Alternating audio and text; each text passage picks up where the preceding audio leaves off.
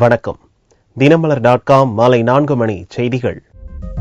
முக்கிய நிகழ்வுகள். முதல்வர் சித்தராமையா தலைமையில் கர்நாடக அனைத்து கட்சி குழுவினர் பிரதமர் மோடியுடன் சந்திப்பு. காவிரி மேலாண்மை வாரியத்தை அவசர கதியில் அமைக்கக்கூடாது என்று வலியுறுத்தல். இமாச்சல பிரதேசத்தில் ஆற்றில் அடித்துச் செல்லப்பட்ட மாணவர்களை மீட்கும் பணிகள் தொடர்ந்து தீவிரம். திங்கட்கிழமைக்குள் அறிக்கை தாக்கல் செய்ய உயர்நீதிமன்றம் உத்தரவு. உர தொழிற்சாலைகளுக்கு எரிவாயு சப்ளை கிடைக்கும் வரை மானியம் நீடிக்க வேண்டும். பிரதமர் மோடிக்கு முதல்வர் ஜெயலலிதா அவசர கடிதம். விரிவான செய்திகள். காவிரி மேலாண்மை வாரியத்தை அமைப்பதில் அவசரம் காட்டக்கூடாது என்று முதல்வர் சித்தராமையா தலைமையிலான கர்நாடக அனைத்து கட்சி பிரதிநிதிகள் பிரதமர் மோடியிடம் வலியுறுத்தினர். டெல்லியில் கடந்த 3ஆம் தேதி பிரதமர் நரேந்திர மோடியை சந்தித்த தமிழக முதல்வர் ஜெயலலிதா காவிரி நடுவர் மன்ற உத்தரவில் கூறப்பட்டுள்ளபடி காவிரி மேலாண்மை வாரியத்தை அமைக்க நடவடிக்கை எடுக்க வேண்டும் என வலியுறுத்தினார். ஜெயலலிதாவின் கோரிக்கையை ஏற்று காவிரி மேலாண்மை வாரியத்தை அமைக்க மத்திய அரசு நடவடிக்கைகள் எடுத்து வருவதாக செய்திகள் வெளியானதை தொடர்ந்து கர்நாடகாவில் உள்ள அனைத்து கட்சிகளும் கடும் எதிர்ப்பை தெரிவித்தன.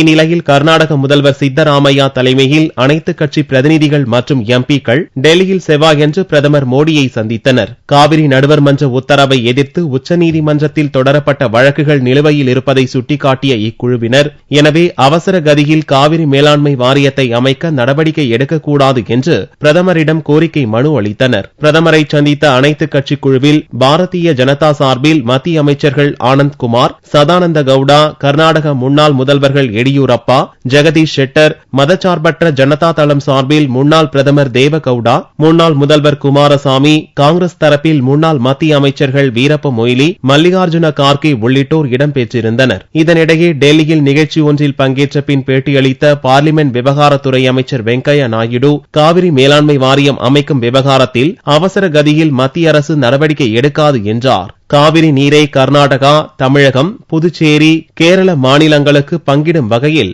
2007ஆம் ஆண்டில் காவிரி நடுவர் மன்றம் பிறப்பித்த இறுதி உத்தரவு கடந்த ஆண்டில் மத்திய அரசிதழில் வெளியிடப்பட்டது குறிப்பிடத்தக்கது. இமாச்சல பிரதேசத்தில் ஆற்றில் அடித்துச் செல்லப்பட்ட ஹைதராபாத் மாணவர்களில் இன்னும் 20 பேரை தேடும் பணிகள் முழுவீச்சில் நடந்து வருகிறது. ஹைதராபாத்தில் உள்ள பொறியியல் கல்லூரி மாணவ மாணவிகள் 60 பேர் இமாச்சல பிரதேசத்துக்கு சுற்றுலா சென்றனர். ஞாயிறன்று அங்குள்ள பீஸ் ஆற்றின் கரையில் நின்று புகைப்படம் எடுத்தபோது அருகிலுள்ள நீர்மின் நிலையத்தின் அணை மதகுகள் முன்னெச்சரிக்கை அறிவிப்பின்றி திறந்துவிடப்பட்டதால் பெருக்கெடுத்த வெள்ளத்தில் 25 பேர் அடித்துச் செல்லப்பட்டனர். திங்களன்று 3 மாணவிகள் உள்ளிட்ட 4 பேரின் உடல்கள் மீட்கப்பட்டன. இவ்விபத்தில் உயிர் தப்பிய 30க்கும் மேற்பட்ட மாணவ மாணவிகளுடன் மீட்கப்பட்ட 4 பேரின் சடலங்களுடன் திங்களன்றே விமானம் மூலம் ஹைதராபாத்துக்கு அனுப்பி வைக்கப்பட்டனர். சம்பவம் நடந்த இடத்தில் 3வது நாளாக செவ்வாயன்று மீட்பு பணிகள் தொடர்ந்தன. அப்போது மேலும் ஒரு மாணவனின் உடல் மீட்கப்பட்டது. இன்னும் 19 மாணவ மாணவிகள் மற்றும் சுற்றுலா வழிகாட்டி ஆகியோரது உடல்களை தேடும் பணி தீவிரப்படுத்தப்பட்டுள்ளது. ராணுவம், தேசிய பேரிடர் மேலாண்மை படை, தீயணைப்பு படை உள்ளிட்டவற்றைச் சேர்ந்த 500க்கும் மேற்பட்ட வீரர்கள் படகுகள், கட்டுமரங்களில் தேடுகின்றனர். பேரிடர் மேலாண்மை படை நீச்சல் வீரர்களுடன் உள்ளூர் நீச்சல் வீரர்கள், கட்டுமரக்காரர்களும் மீட்பு பணியில் ஈடுபடுத்தப்பட்டுள்ளனர். பலரது பெற்றோர்கள் இமாச்சல பிரதேசத்துக்கு வந்து சேர்ந்துள்ளனர். இதனிடையே இந்த விவகாரத்தை விசாரணைக்கு எடுத்துக்கொண்ட இமாச்சல பிரதேச உயர்நீதிமன்றம் சம்பவம் குறித்த விசாரணை அறிக்கையை வரும் திங்கட்கிழமைக்குள் தாக்கல் செய்ய மாநில அரசுக்கு உத்தரவிட்டுள்ளது. உர தொழிற்சாலைகளுக்கான மானியத்தை நிறுத்தக்கூடாது என்று பிரதமர் மோடிக்கு முதல்வர் ஜெயலலிதா வலியுறுத்தியுள்ளார். நாப்தாவை மூலப்பொருளாக கொண்டு யூரியா உரம் தயாரிக்கும் தொழிற்சாலைகள் இயற்கை எரிவாயுவுக்கு மாற வேண்டும் என்றும், இல்லாவிட்டால் அந்த தொழிற்சாலைகளுக்கு ஜூன் 30ஆம் தேதிக்கு பிறகு மத்திய அரசின் மானியம் கிடைக்காது என்றும் கடந்த ஏப்ரல் 2ஆம் தேதியன்று மத்திய ரசாயனம் மற்றும் உரத்துறை உத்தரவு பிறப்பித்துள்ளது. இது தொடர்பாக பிரதமர் நரேந்திர மோடிக்கு முதல்வர் ஜெயலலிதா அவசர கடிதம் ஒன்றை செவ்வாயன்று அனுப்பினார். பொது தேர்தலுக்கான நடத்தை விதிகள் அமலில் இருந்த போதும் முந்தைய ஐக்கிய முற்போக்கு கூட்டணி அரசு தனது பதவிக்காலம் முடிவரும் காலத்தில் இம்முடிவை எடுத்துள்ளதாக அக்கடிதத்தில் ஜெயலலிதா குறிப்பிட்டுள்ளார். தூத்துக்குடியில் உள்ள ஸ்பிக் நிறுவனம், சென்னையில் உள்ள MFL ஆகிய மிகப்பெரிய உர தொழிற்சாலைகள் நாப்தாவில் இருந்து எரிவாயு மூலம் உற்பத்தியை துவங்க கணிசமான அளவுக்கு முதலீடு செய்திருப்பதாகவும், ஆனால் இதுவரை எரிவாயு ஒதுக்கீடு குறித்து மத்திய அரசு எவ்வித உத்தரவாதத்தையும் அளிக்கவில்லை என்றும் ஜெயலலிதா தெரிவித்துள்ளார். நாப்தாவை மூலப்பொருளாக கொண்டுள்ள உர தொழிற்சாலைகளுக்கு போதுமான கால அவகாசம் அளிக்கும் வகையில் இந்த விவகாரத்தை மறு ஆய்வு செய்யவும், யூரியா உரத்தை நம்பியிருக்கும் லட்சக்கணக்கான விவசாயிகளின் நலன், உர தொழிற்சாலை தொழிற்சாலைகளில் பணியாற்றும் தொழிலாளர்களின் நலன் ஆகியவற்றை கருத்தில் கொண்டு எரிவாயு இணைப்பு கொடுக்கும் வரையில் தொடர்ந்து மானியம் கிடைக்கச் செய்யவும் மோடியை ஜெயலலிதா கேட்டுக் கொண்டுள்ளார். உத்தரப்பிரதேசத்தில் தலித் சகோதரிகள் கற்பழித்து கொல்லப்பட்ட விவகாரத்தால் ராஜ்யசபாவில் கடும் அமளி ஏற்பட்டது. பார்லிமென்ட் கூட்டுக் கூட்டத்தில் ஜனாதிபதி பிரணாப் முகர்ஜி திங்களன்று உரையாற்றினார். ஜனாதிபதி உரை மீதான விவாதம் லோக்சபா மற்றும் ராஜ்யசபாவில் செவ்வாயன்று துவங்கியது. ராஜ்யசபாவில் விவாதம் துவங்கிய போது பகுஜன் சமாஜ் கட்சி தலைவர் மாயாவதி உத்தரப்பிரதேசத்தில் தலித் சகோதரிகள் இருவர் கற்பழித்துக் கொல்லப்பட்டு தூக்கில் தொங்கவிடப்பட்ட பிரச்சினையை கிளப்பினார். கிரேட்டர் நொய்டாவில் பாரதிய ஜனதா தலைவர் விஜய் பண்டிட் கொல்லப்பட்டதையும் சுட்டிக்காட்டிய மாயாவதி உத்தரப்பிரதேசத்தில் சட்டம் ஒழுங்கு முற்றிலும் சீர்குலைந்து போயிருப்பதாக குற்றம் சாட்டினார். இது தொடர்பான விவாதத்தின் போது கருத்துக்களை பதிவு செய்யும்படி சபை தலைவர் ஹமீத் அன்சாரி கூறியதை பொருட்படுத்தாமல் மாயாவதி தொடர்ந்து பேசிக் கொண்டிருந்தார். அப்போது பகுஜன் சமாஜ் கட்சியின் மற்ற உறுப்பினர்கள் சபையின் மையப்பகுதியை முற்றுகையிட்டு அகிலேஷ் யாதவ் தலைமையிலான உத்தரப்பிரதேச அரசை கலைக்க வேண்டும் என கோஷங்களை முழங்கினர். இதனால் ஏற்பட்ட அமளி காரணமாக சபையை அன்சாரி ஒத்திவைத்தார். 10 நிமிடங்கள் கழித்து மீண்டும் சபை கூடிய போது அதே பிரச்சனையை கிளப்பி மாயாவதி உள்ளிட்ட பகுஜன் சமாஜ் எம்பிக்கள் வெளிநடப்பு செய்தனர். முன்னதாக ஹிமாச்சல பிரதேசத்தில் ஆற்றில் மூழ்கி பலியான ஹைதராபாத் கல்லூரி மாணவ மாணவிகளுக்கு பார்லிமெண்டின் இரு சபைகளிலும் இரங்கல் தெரிவிக்கப்பட்டது. அனைத்து உறுப்பினர்களும் 2 நிமிடங்கள் மௌன அஞ்சலி செலுத்தினர். இலங்கை கடற்படை பறிமுதல் செய்த அனைத்து படகுகளையும் விடுவிக்கும் வரை போராட்டம் தொடரும் என்று அறிவித்துள்ள ராமேஸ்வரம் மீனவர்கள் புதனன்று கருப்பு கொடி போராட்டம் நடத்த ஆயத்தமாகியுள்ளனர். மீன்பிடி தடைக்காலம் முடிந்து கடலுக்கு மீன்பிடிக்க சென்ற ராமேஸ்வரம் மீனவர்கள் தொடர்ந்து இலங்கை கடற்படையால் சிறைப்பிடிக்கப்பட்டனர். விசை படகுகளும் பறிமுதல் செய்யப்பட்டன. தொடர் தாக்குதல், மீன்கள் பறிப்பு என்று அவதிப்பட்ட ராமேஸ்வரம் மீனவர்கள் காலவரையற்ற வேலை நிறுத்த போராட்டம் அறிவித்தனர். இந்நிலையில் இலங்கை சிறையில் உள்ள தமிழக மீனவர்களை விடுவிப்பதாக அந்நாட்டு அதிபர் ராஜபக்சே ட்விட்டர் மூலம் அறிவித்தார். ஆனாலும் அனைத்து படகுகளையும் விடுவிக்கும் வரை போராட்டம் தொடரும் என்று ராமேஸ்வரம் மீனவர்கள் 2வது நாளான செவ்வாயன்று அறிவித்தனர். மேலும் புதனன்று கருப்பு கொடி போராட்டம், வட்டாட்சியர் அலுவலகம் முற்றுகை என்று தீவிரம் காட்டவும் திட்டமிட்டுள்ளனர். மீனவர்களை மட்டும் விடுவித்த அரசாங்கம் மீனவர்கள் இந்தியாவிற்கு வந்து மீண்டும் அவர்கள் வாழ்க்கை நடத்துவதற்கு தேவை அவர்களுடைய படகு. அந்த படகுகள் இதுவரைக்கும் இலங்கையிலிருந்து விடுவிக்கப்படவில்லை என்கிற அதிர்ச்சிகரமான தகவலும் இருக்கிறது. எனவே மீனவர்களை விடுவித்தால் அவர்களுக்கு படகு இல்லை என்கிற சூழ்நிலையில் உடனடியாக இலங்கையில் இருக்கக்கூடிய அந்த படகுகளையும் இந்திய மீனவர்களுடைய படகுகளையும் விடுவதற்கான உடனடி நடவடிக்கை எடுக்க வேண்டும் என்று மத்திய மாநில அரசுகளை வற்புறுத்துவதோடு நாளைய தினம் அனைத்து மீனவர்களும் ஒன்றிணைந்து, மீனவர் அமைப்புகளும் ஒன்றிணைந்து ராமேஸ்வரம் மேற்கோட்டிலிருந்து வட்டாட்சியர் வரைக்கும் நடைபெறக்கூடிய வாயில் கருப்பு துணி கட்டி ஒரு மிகப்பெரிய ஊர்வலத்தை நடத்துவதற்கு மீனவர் அமைப்புகள் திட்டமிட்டிருக்கின்றன. மீனவர்களின் 2 நாள் போராட்டத்தால் 3 கோடி ரூபாய்க்கும் மேற்பட்ட வர்த்தக இழப்பு ஏற்பட்டுள்ளது. இந்நிலையில் இலங்கை சிறையில் உள்ள தமிழக மீனவர்கள் புதன்கிழமையன்று ஊர் திரும்புவர் என்று எதிர்பார்க்கப்படுகிறது.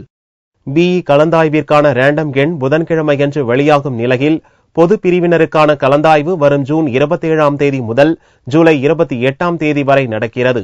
பிஇ, பிடெக் உள்ளிட்ட பொறியியல் படிப்பிற்கான மாணவர் சேர்க்கையை அண்ணா பல்கலைக்கழகம் நடத்தி வருகிறது. கடந்த மே 9ஆம் தேதி +2 தேர்வு முடிவுகள் வெளியான நிலையில் 2 லட்சத்திற்கும் மேற்பட்ட மாணவ மாணவிகள் பொறியியல் படிக்க விண்ணப்பித்துள்ளனர். மாணவர்களின் கட் ஆஃப் மதிப்பெண், கணித பாட மதிப்பெண் மற்றும் பிறந்த தேதி ஆகியன ஒன்றாக இருக்கும் பட்சத்தில் கலந்தாய்வு நடத்த வசதியாக ரேண்டம் எண் வழங்கப்படுகிறது. அண்ணா பல்கலைக்கழக வளாகத்தில் மாணவர் சேர்க்கை மையத்தில் ஜூன் 11ஆம் தேதியான புதன்கிழமை அன்று ரேண்டம் எண் வெளியிடப்படுகிறது. தொடர்ந்து தரவரிசை பட்டியல் ஜூன் 16ஆம் தேதியும், விளையாட்டு பிரிவினருக்கான தரவரிசை பட்டியல் 17ஆம் தேதியும் வெளியாகிறது. இதைத் தொடர்ந்து விளையாட்டு பிரிவு மாணவர்களுக்கான கலந்தாய்வு ஜூன் 23, 24ஆம் தேதிகளிலும், மாற்றுத்திறனாளிகளுக்கான கலந்தாய்வு ஜூன் 25ஆம் தேதியிலும் நடக்கிறது.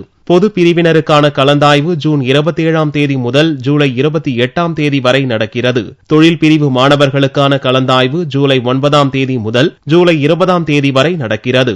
ஒற்றைச்சாளர முறையிலான இந்த கலந்தாய்வு மீதமுள்ள இடங்களை பொறுத்து மேலும் நீட்டிக்கப்படும் என்பது குறிப்பிடத்தக்கது.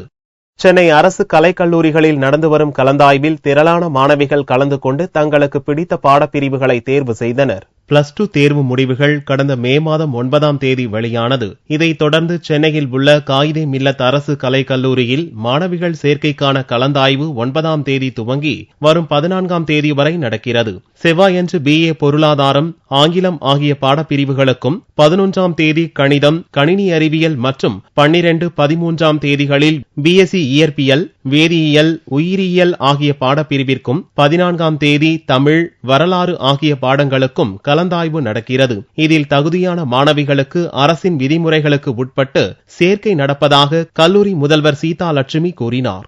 காகிதமில்லத் கலை கல்லூரியில் 9ஆம் தேதி முதல் 14ஆம் தேதி வரை கலந்தாய்வு நிகழ்த்தப்பட உள்ளது. விதிகளுக்கு உட்பட்டே நாங்கள் இந்த கலந்தாய்வை நிகழ்த்தி சேர்க்கை பணியை மேற்கொண்டுள்ளோம் என்பதை தெரிவித்துக் கொள்கிறேன். இந்த காலேஜ்ல அப்ளை பண்ணியிருந்தேன், எக்கனாமிக்ஸ் அப்ளை பண்ணியிருந்தேன், நினைச்ச மாதிரியே கிடைச்சிருச்சு. ரொம்ப சந்தோஷமா இருக்கு. பிகாம் போன்ற படிப்பிற்கான இடங்கள் நிரம்பிவிட்ட நிலையில் அப்படிப்பிற்கு விண்ணப்பித்த மாணவிகள் விரும்பிய பாடம் கிடைக்காததால் சோகத்துடன் திரும்பினர். பல்வேறு பாடப்பிரிவுகளுக்காக விண்ணப்பித்திருந்த ஆயிரக்கணக்கான மாணவிகள் கல்லூரி வளாகத்தில் திரண்டிருந்தனர். இடி மின்னல் தாக்கி தென்னை மரங்கள் எரிந்து போனதால் கிருஷ்ணகிரி மாவட்ட விவசாயிகள் வேதனை அடைந்துள்ளனர். கிருஷ்ணகிரி மாவட்டத்தில் கடந்த சில நாட்களாக தென்மேற்கு பருவமழை பரவலாக பெய்து வருகிறது. திடீர் கனமழையால் வாழை, காய்கறி செடிகள் மழை நீரில் மூழ்கி சேதமடைந்தன. இடியுடன் கூடிய கனமழை பெய்யும் போதும் திடீரென மின்னல் தாக்கும் போதும் தென்னை மரங்கள் எரிந்து நாசமடைந்து விடுகின்றன. நாங்க ஒரு மரத்துல தான் பார்த்திருக்கோம் இதுவரையிலும். இப்பதான் முதல் முறையா 20 மரத்துல இடி இறங்கி எரிஞ்சுதே பார்த்திருக்கோம். இது எரிஞ்சதும் ஃபயர் மிஷின் வந்து தெரிவிச்ச பின்னாடி அவங்க இது அவசியாங்க. இதனால எங்களுக்கு ரொம்ப நஷ்டம் இருக்குது. இந்த அரசாங்கம் எங்களுக்கு உதவி பண்ணணும்னு நாங்க கேட்டுக்கிறோம். வறட்சியால் விவசாயம் பாதிக்கப்படும் நிலையில் திடீர் கனமழை, இடி, மின்னல் காரணமாகவும் விவசாயிகள் வேதனை அடைந்துள்ளனர். குடியிருப்புகளுக்கு மத்தியில் குப்பைகளை கொட்டி குடிநீர் சுகாதார சீர்கேட்டை ஏற்படுத்தும் நகராட்சியை கண்டித்து கொடைக்கானல் வாசிகள் தர்ணா நடத்தினர். கொடைக்கானல் பகுதியில் உள்ள செண்பகனூர் கிராமத்தின் அருகே குப்பைகளை கொட்டுவது வழக்கமாகிவிட்டது. பொறுத்து பார்த்த குடியிருப்பு வாசிகள் செவ்வாயன்று குப்பை கொட்ட வந்த நகராட்சி லாரிகளை சிறைப்பிடித்து தர்ணா போராட்டத்தில் ஈடுபட்டனர். குப்பை கொட்டுவதற்கென 4 ஏக்கர் பரப்பில் தனி இடம் ஒதுக்கப்பட்டுள்ள நிலையில் குடியிருப்புகளுக்கு அருகே குப்பை கொட்ட கடும் எதிர்ப்பு தெரிவித்தனர்.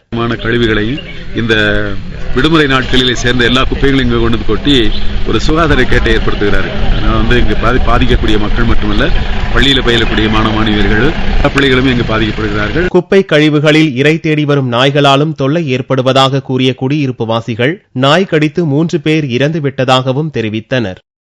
தங்கத்தின் விலையில் செவ்வாய்க்கிழமையன்று ஒரு சவரனுக்கு 56 ரூபாய் அதிகரித்திருந்தது. ஒரு சவரன் தங்கம் 20,344 ரூபாய்க்கு விற்பனையானது. 1 கிராம் ஆபரண தங்கம் 2,543 ரூபாயாக இருந்தது. வெள்ளி 1 கிராமுக்கு 10 காசுகள் உயர்ந்து 43 ரூபாய் 70 காசுகளுக்கு விற்பனையானது. பார்வெள்ளியின் விலை 40,860 ரூபாயாக இருந்தது. ஆண்டுக்கு ஒருமுறை தங்க காக்கை வாகனத்தில் வீதியுலா வரும் சனி பகவானை திரளான பக்தர்கள் வழிபட்டனர். காரைக்கால் அடுத்த திருநள்ளாற்றில் கடந்த 25ஆம் தேதி கொடியேற்றத்துடன் பிரம்மோற்சவ விழா துவங்கி நடந்து வருகிறது.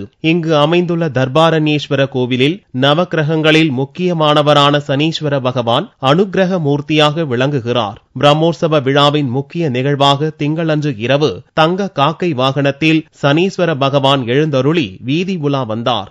ஆண்டுக்கு ஒருமுறை பிரம்மோற்சவ விழாவில் மட்டுமே சனீஸ்வர பகவான் வீதி உலா வருகிறார். இதனால் பல்வேறு பகுதிகளில் இருந்தும் ஏராளமான பக்தர்கள் வந்திருந்து சுவாமி தரிசனம் செய்தனர்.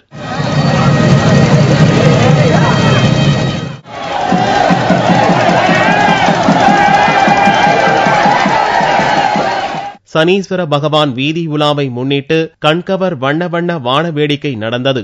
இரவு முழுவதும் கோவில் சுற்றுவட்டார பகுதி வண்ணமயமாக காட்சியளித்தது. மீண்டும் செய்திகள் இந்திய நேரப்படி இரவு 8 மணிக்கு. வணக்கம்.